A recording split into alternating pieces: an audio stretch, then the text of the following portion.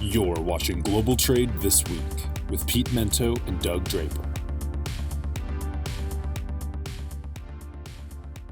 Welcome to our first episode of 2024. This is Global Trade This Week. I am your co-host, Doug Draper, and my normal partner in crime is on assignment. We'll just leave it at that. And we've decided to bring in Keenan, who does a phenomenal job filling in, and we were able to make it all happen. So, Keenan, first and foremost, Happy New Year.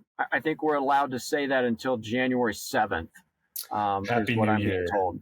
Is it kind of like Christmas where the holiday season begins with the holiday and then it's, 12 days, 7 days of Happy New Year? Well, Yeah. Happy New Year to you. Happy 2024 to all of our listeners as well. Thanks for joining us. Yeah.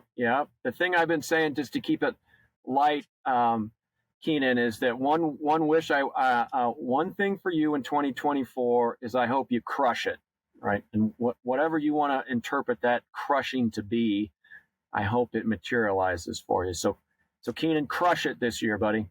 Absolutely. Thank you, and will do. Yes, sir. I won't decide that I will crush it.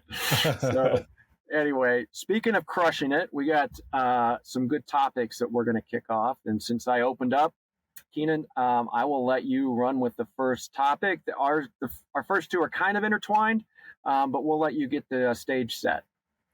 Absolutely. Well, thank you. And it's one of those things I always appreciate global trade as an opportunity to learn and see what's going on. And if there are any questions, comments, feedback, it's always great to learn from our audience members as well. Our first story today here, Libya's top oil field halts production. This came officially now in the Western world from a Bloomberg publication. In reading up on the story, it seemed like there were maybe some rumors. The rumors were then called false, but then now it is turning out that Libya's top oil field has halted production. It seems to be sort of a labor issue, sort of a citizen issue of people in the area are wanting more jobs. They're wanting a newer refinery. I don't know if that's including safety. And then they're also wanting more government services from the area. So it's kind of related to what we had seen in 2023 with more and more labor activity that maybe wasn't as forefront during the beginning of the pandemic, 2020, 2021. It was just, hey, all hands on deck. We got to do it. Now there are more labor negotiations and strikes. And this is one that is happening in Libya, a large oil producer. I believe that they had been running around 1.2 million barrels per day. They were looking to get to 1.4 by the end of this year, 2024. And I think I had read that they had announced they were looking to get up to 2 million barrels per day by 2030. So this is kind of throwing them off track with that, though who knows, maybe it's short-lived and they can come to an agreement, and part of that investment of new refinery and things could help them get to that 2030. One of the things why I wanted to bring this topic up for us today was that this seemed to actually have an impact on oil prices. I was looking at WTI index for oil crude was up 3% on the day. And this is something tying into some of your feedback and then even to your next topic, where oil has been a little variable, but relatively low and relatively not that reactive to what to me seems like some interesting, important issues going on in the Middle East that could impact oil. So now that we're seeing in Libya, North Africa, oil production going down, oil prices are going up, and this could have obvious impacts on the economy overall, as well as transportation and logistics. So yeah, any comments from you on the Libya and the oil side of things? And then when we're ready, let's dive into your topic. Yeah. A couple things come to mind. Is it coincidence that this is transpiring, or is it relative to the fact that the situation in Israel is growing into more of a regional conflict? We're starting to see that transpire a little bit. So is this just an anomaly? And I'm not asking you to answer this question unless you want to comment on it, but I don't think that the U.S. is self-important enough to think that UPS, the Teamsters, and the Port Authority is saying that, hey, it's the year of the international worker, and let's use our strikes like the U.S. was in 2023. So I don't think it has anything to do with that. The U.S. is not as self-important as we may think on a national scale related to labor. But coincidence? Is it all part of just this regional or the conflict becoming more regional in nature? I think the next week will determine that. Is it going to morph and pivot from workers' demands into more of a political posturing piece? So those are the kind of the initial take I have on that one. But interesting, and Keenan, it's like all of this stuff that's going on, and I'm using stuff as a very general term because I'm not an expert on things over there, but the price of oil, it hasn't really skyrocketed, right? Just to your point. I mean, I filled up gas. I mean, this is me. How is it impacting me personally?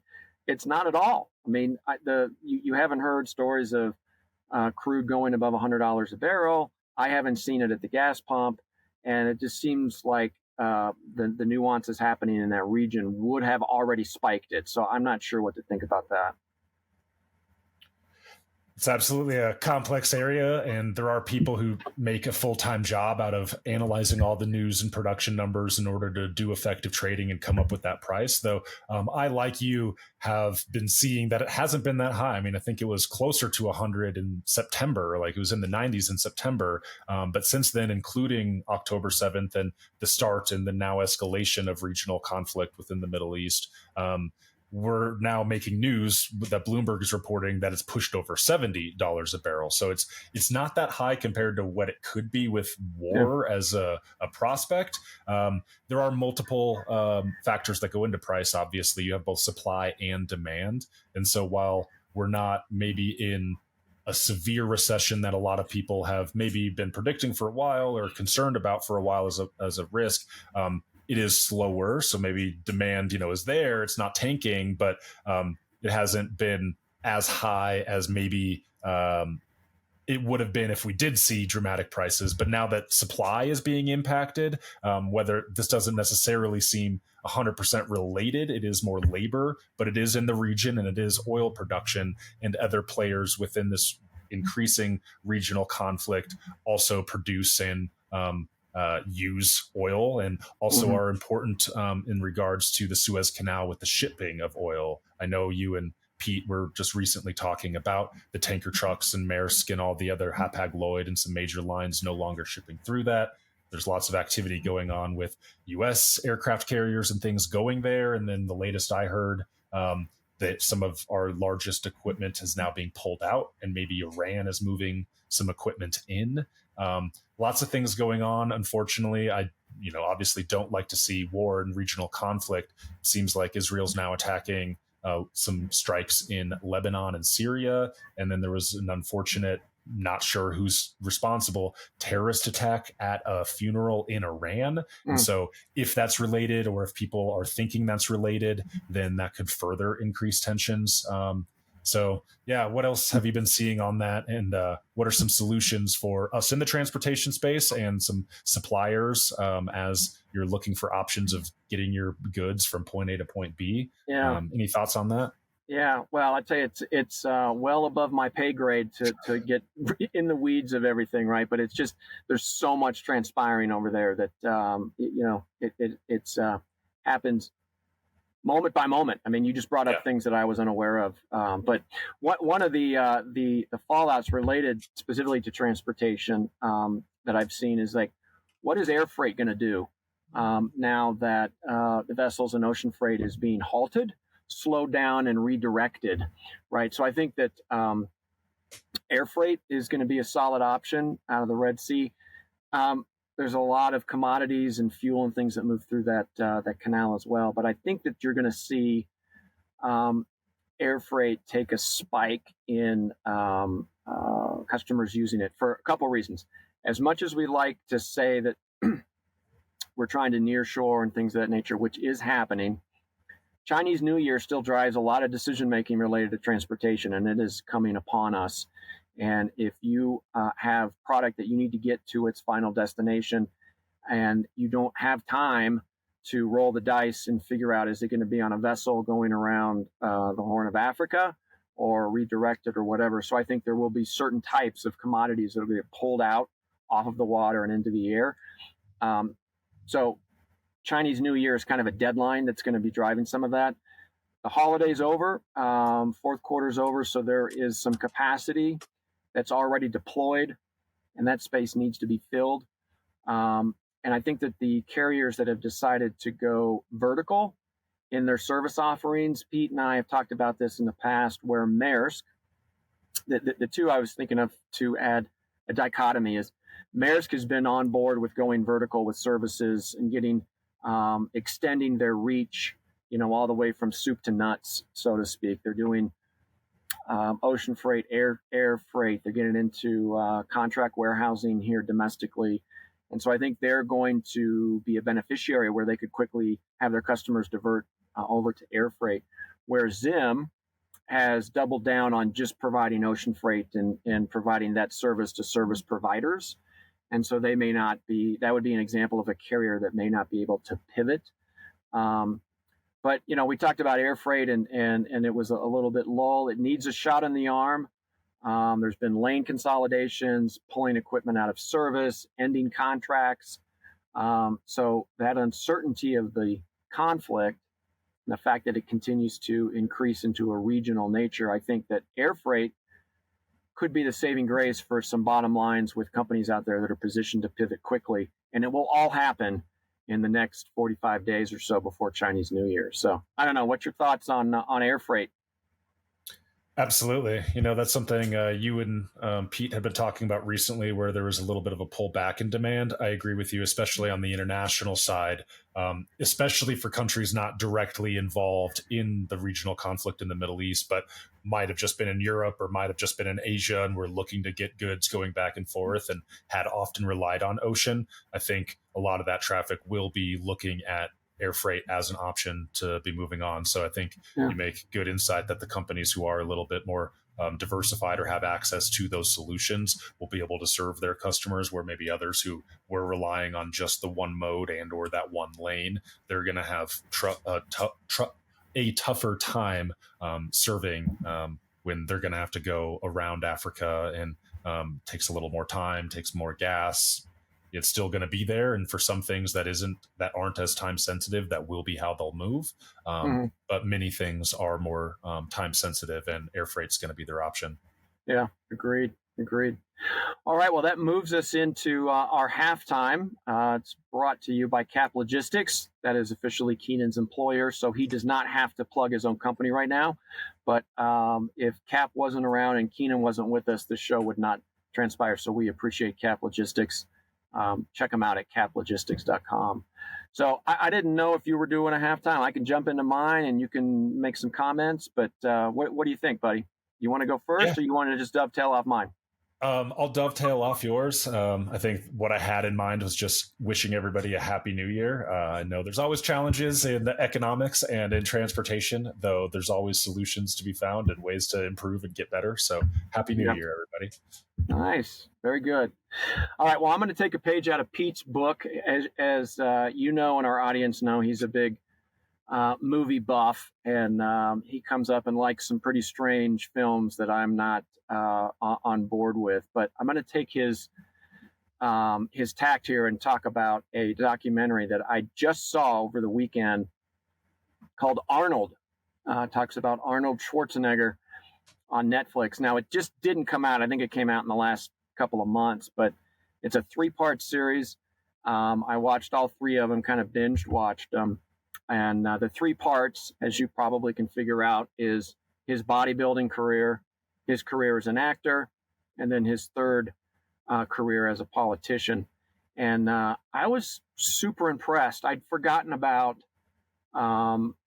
how dominant he was in the bodybuilding. Now, I was barely alive at the time, right? But the things that he brought to the table with that, and then the amount of action movies that he kicked out in like the 80s and early 90s was just unbelievable, right? They were just going through it. And then obviously, his political aspirations. And it sounds like I had forgotten that he got involved because of Gray Davis's recall vote. And he went from, I'm going to run, to be the governor of California in less than 60 days.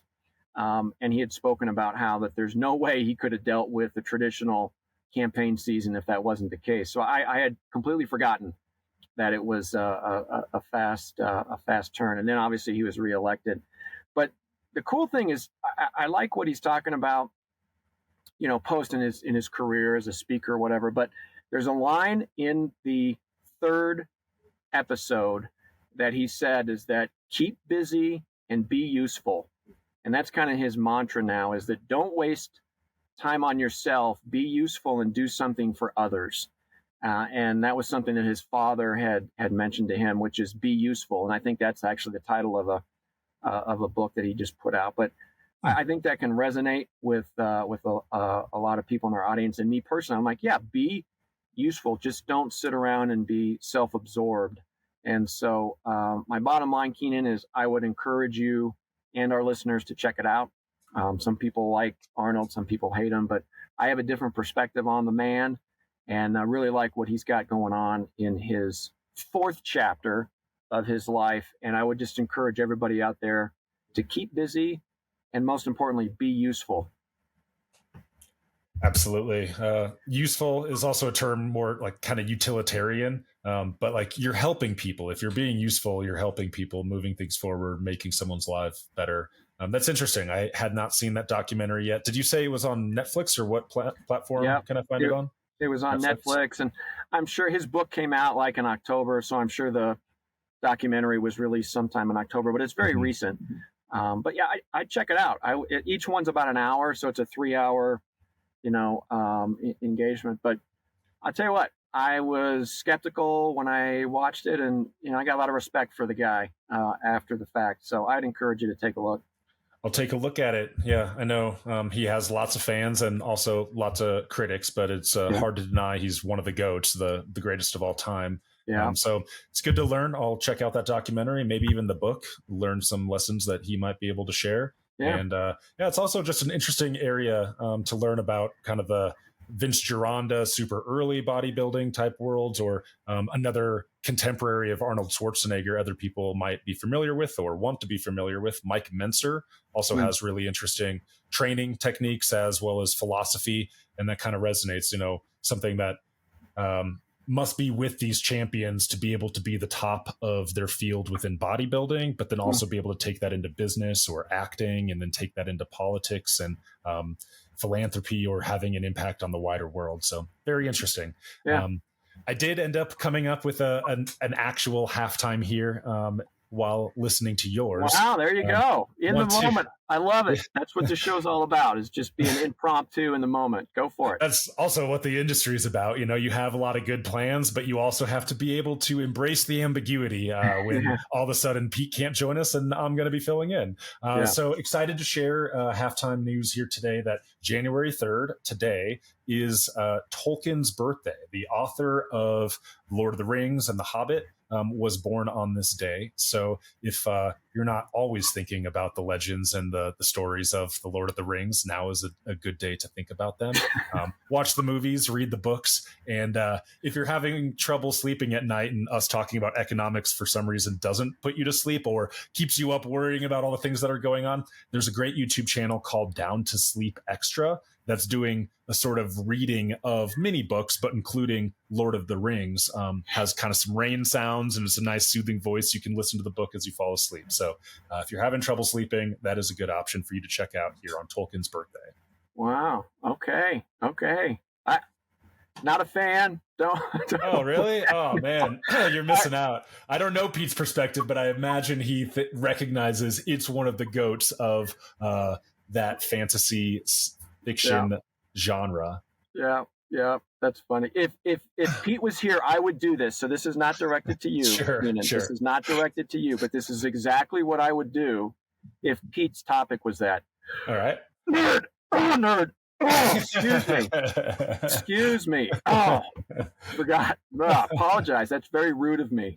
That's not a derogatory word anymore. Back in the 80s or 90s, it could have been derogatory, but I'll wear that badge with honor. It is a cultural great, and I apologize for nothing. Nice. There you go. Good retort. All right, let's get into the second half of our show here. So I'll let you start off and hit your second topic. Sure. Something just hearing from within discussions at CAP and some of our customers and people just seeing maybe some people heard about this, but other people hadn't as much. There had been some rail closures kind of last minute last month on the 17th of December. US and Mexico rail closures were happening because of a surge of illegal immigrants and just not being able to control human trafficking, drug trafficking, what's going on, including on the rail. And so that decision was made, I believe, by the Department of Homeland Security, but then also implemented through Customs and Border Patrol to shut down train traffic. And we didn't have a lot of heads up on this sort of thing. And it ended up causing some chaos for especially agricultural producers, rely on that mode in between the two countries. So think U.S. produces corn and wheat and soybeans that then would be sent down to food and bev companies down in Mexico to be made into final products of other sorts. And then in the opposite route, the U.S. purchases a lot of fresh fruits and vegetables from Mexico. And so, according to some reports, I don't know if we have all the numbers accurately, but some industry reports were saying it was costing as much as $100 million per day. It might even be more if you were to take into account more and more things. But undoubtedly, it is a pricey prospect, and showing that not having good immigration policy or border policy can then suddenly impact other businesses. So it's a little bit of a shock. I think people are grateful that there were quick responses where it only lasted about 5 days, somewhere around a week where it was shut down and things are flowing again. But whether from some backlog of that delay and or the new uncertainty of this could happen again will be impacting rail. And if we haven't seen it already, it could also impact trucking as people are looking for options to not have their supply chain disrupted or things just moving around, right? As supply and demand shifts, then there's new movement in order to make that fit. So something customers have been asking about and curious, and just wanted to report what I was able to research here in the short time. And if you or any of our listeners have any stories of how that's impacted you or how you interpret the situation, I'd love to hear it. Yeah. I think the key thing on that one is it happened so quick, right? It's kind of, you woke up and like, wait, what's going on?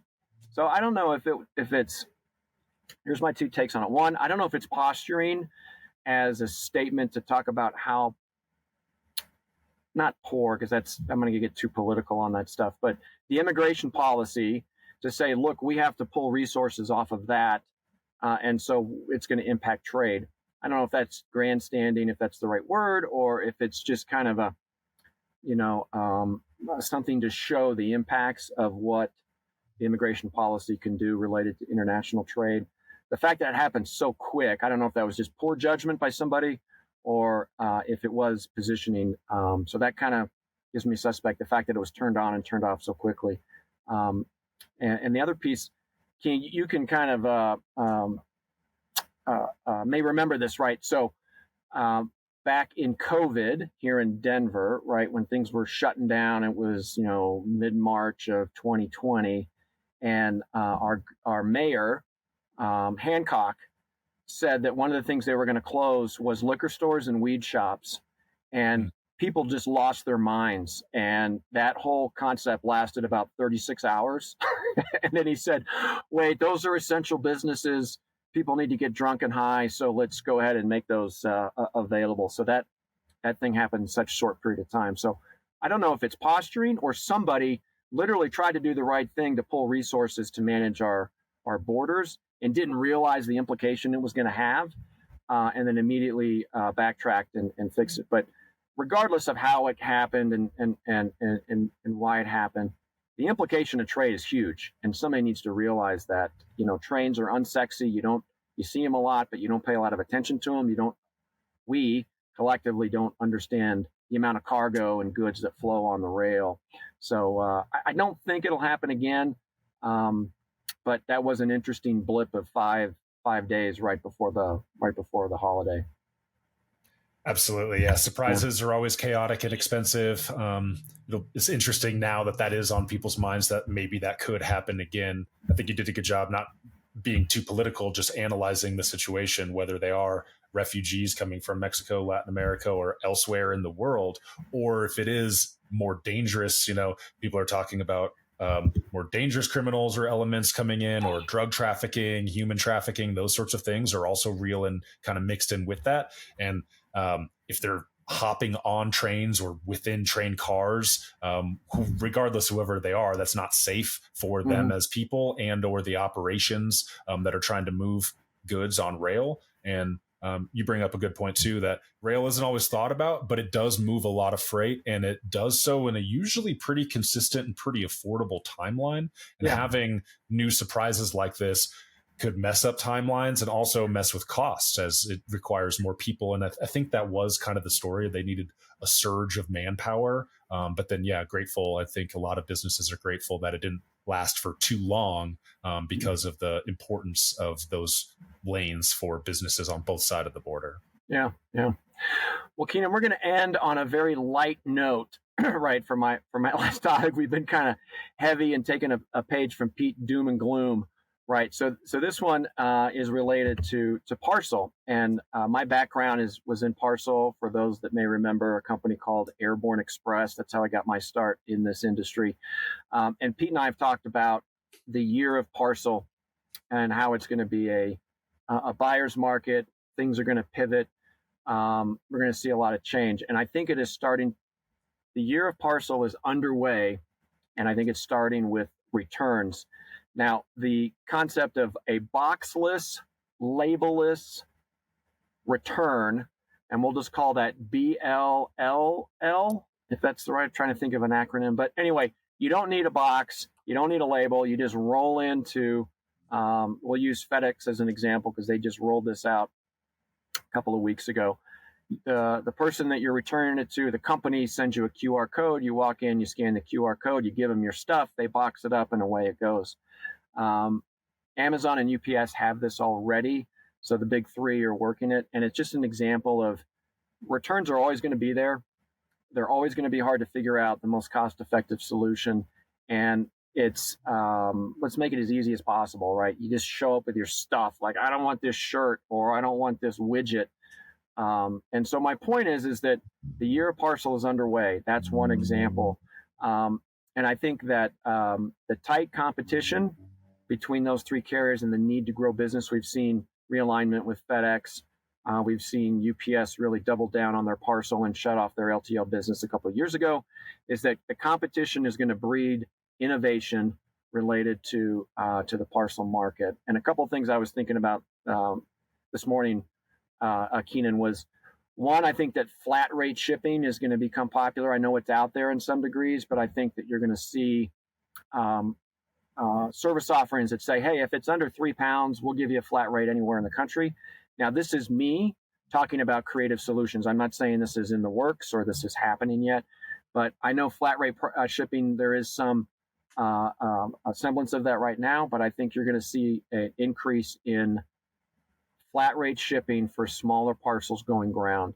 The other thing is I think you're going to see pop capacity pricing, the PCP, and there are ebbs and flows and seasonality in shipping just beyond the fourth quarter. And I think that you're going to be able to see pivoting pricing structures to pull shippers over to FedEx or UPS or Amazon. So it's going to be kind of a battle there, but pop capacity pricing.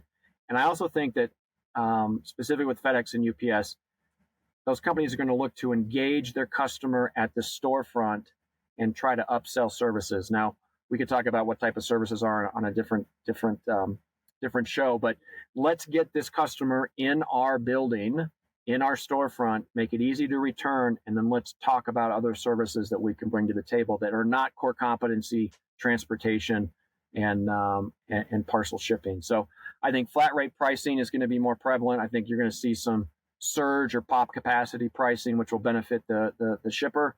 And then I think that they're going to, FedEx and UPS are going to utilize their storefronts more so in 2024 to leverage additional service offerings. And that is the start of the year of Parcel. So that's my take. Very interesting. A lot of new information for me, and I'll keep watching this space as well. You have predicted, and it's already happening. Things are moving, and there's new options. And that's an interesting discussion about them making use of their brick and mortar square footage, people coming in there for something that's more convenient than previously, of them returning something they bought online, but then consumers are also producers and employees of businesses, and maybe that can neatly fit into their routine of, you know what, that FedEx or that UPS isn't that far away, and I'm doing my online returns, and also I need to get boxes, labels, office supplies, and or a new partner for regular business shipments. So very interesting. Yeah, should be good. Well, that's going to wrap it up. I'm looking here, and we're just right at 30 minutes. So I think that's a good time for the show, right? That's a good duration. Absolutely. That's what we strive for. So, Keenan, I want to thank you for filling in, man. I know you got the tap on the shoulder like, I don't know, an hour ago. so great work. It's always nice to talk with you on global trade. And I want to thank our listeners for joining us on our first episode of 2024. We look forward to many more discussions. Please give us some feedback when we post the show. Keenan does a great job of getting that thing out straight away. So that's it. Thanks again, everybody. Appreciate you joining the show. Global Trade This Week. Take care.